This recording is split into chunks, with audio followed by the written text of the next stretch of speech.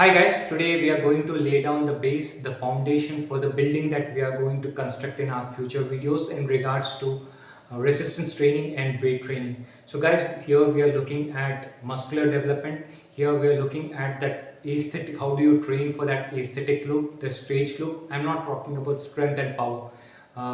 This is in regards to only people who want to look good in their t-shirts and the fitness models and the bodybuilders. So guys, in my previous short videos also I have said that when resistance and force and pivot are subject matter of physics, then it is important that we understand the principles and laws of physics and apply it to our training. Why is it so? So today I'm going to break down the complete science from the basics.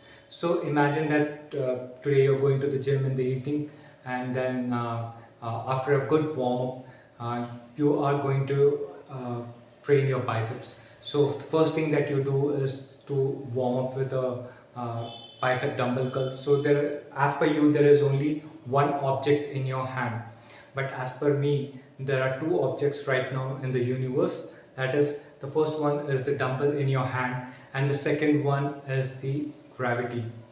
So as per Newton's gravitational law, when there are two objects, and then the two objects are attracting to each other or moving towards each other with equal amount of force, then you may ask me, saying that when the dumbbell is going towards the gravity, why is the gravity not moving towards the dumbbell? So the simple thing is that let's get to the Newton's second law, where he says that force is equal to mass into acceleration. So I'll not get deep into this theory, but I'll explain you with this apple theory, the explanation that the mass of the apple is very negligible in comparison with the gravity.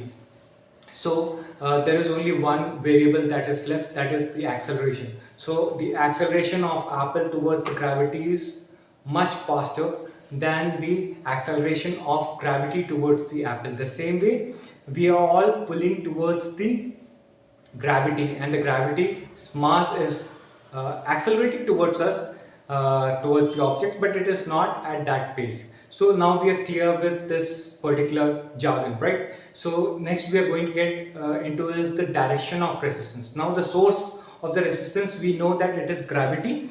Let's get to the direction of resistance.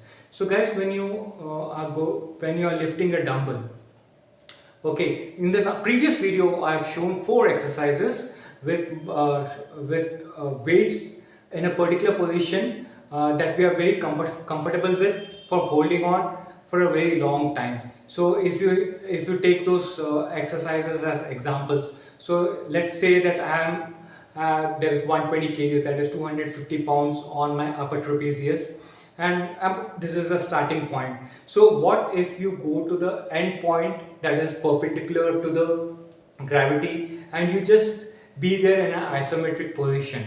So guys, how long you are going to be there? Till the time your tendons allow you to. So the moment the resistance is pulling you, that is there all the time. So what is the direction? When you are exhausted completely, the way you go down is vertical. You go down and sit on your glutes. So that is the direction is clear. That direction is vertical, straight down to the center of gravity. So with the rods and the dumbbells as resistance, it is vertical. But when we take cables, so if you are doing a low pulley row, so guys, this is the end point. So you hold on, and when you're completely exhausted, which way is it going? Which way is it pulling? It is pulling forward. It is not pulling down.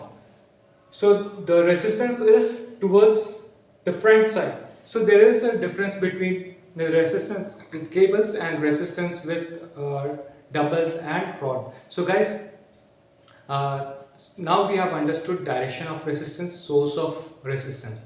So let's get down to the most important part. The most important part is that imagine you are going on a road in a car, and you see a big rock. A rock which you think that it is manageable. I go to the gym, I am pretty strong, so I can lift it and put it aside. So you go and then you lift, try lifting that rock, and you're not able to do that. You put in maximum effort, complete force on the rock, and you're not able to do that. But a small thing can do that. You think about it. You find out that there is a pry bar in your car dicky, and then you go there and get that bar, and then with minimum effort, with 25% of the effort, you are able to move the rock away. So what is the difference? It is the same hands. With less effort, you are able to do the same job. That is what I want you to do in the gym, guys. I don't want you to put in 100% effort and get back only 10 and 30% of result back. That is the reason why I keep talking about biomechanics and physics. So what is this? This is a lever. So in our human body also, we have levers. So which are the levers? The limbs, the bones are called the levers in human body. So to get into the detail, if we take pectoralis major, okay, that's the chest muscle, pectoralis major.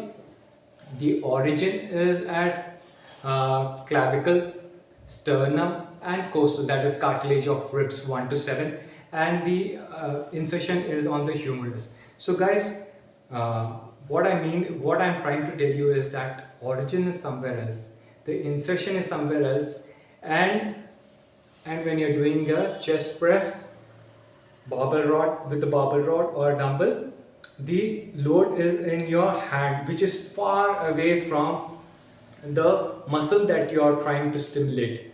So guys, this is the lever, the forearm, the radius and the ulna and the humerus. This is the secondary lever, this is the primary lever. So guys, we are going to talk about everything in our future videos.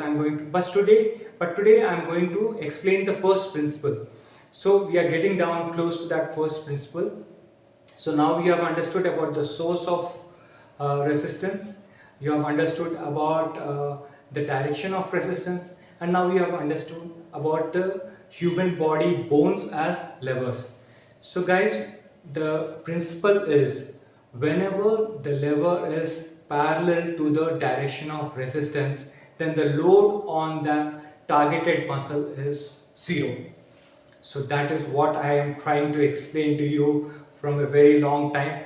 But thank you so much for the support that you're giving me, so that I have come to this point, because I know that I have to prove myself before I get into the theory part. So if I keep talking about this, then you would have all run away. So thank you for so much. I have the belief that I have a trustable subscribers over there who are going to watch me, because they know that I am trying my best to give you the best. So kindly share my videos, guys, and tell others to kindly subscribe. So this is the basics. So this is the point that I wanted to tell you from a very long time, that whenever the direction of resistance, when it is parallel to the lever that you are using, that is the targeted muscle, then the load on the muscle is 0%. I'm blushing. So guys, this is the point that I wanted to tell you. So there are various degrees to it. Whenever it is parallel, then it is 0 degrees. Whenever it is perpendicular to the direction of resistance, then it is 100%. So that is very important, guys. So that is the reason why you are able to hold on to such a heavy weight for a long time, because the lever is parallel to the resistance, direction of resistance. So in the next video itself, I will talk about another concept called early phase loading. So once you understand about the early phase loading, the exercise physiology and how it is applicable to biomechanics and physics, then you will stop doing certain exercises which are not giving you 100, which are not stimulating your targeted muscle with 100%. They are doing it only with 30%.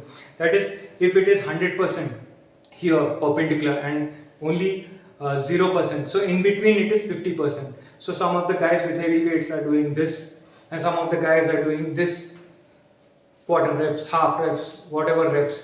So it is of no use, guys. So unless and until you don't understand the physics, the biomechanics, you will not be able to do it naturally. I'm telling you, you have to do it naturally. You have to follow physics and get maximum to the genetic possibility. So whatever your genes are allowing you to go to, it will, with your natural testosterone levels, it will help you. It's just not about the other things. You are hitting the plateau because you are not following biomechanics. So guys, please subscribe and please tell others also to share, subscribe, and please do share, because this is the basic part. Now I've clearly explained. I've taken, this is my lengthiest video till now, as you can see, by clearly explaining each and every step. Now you are clear with the basics. Now I am pretty confident that I can move on to my complicated theories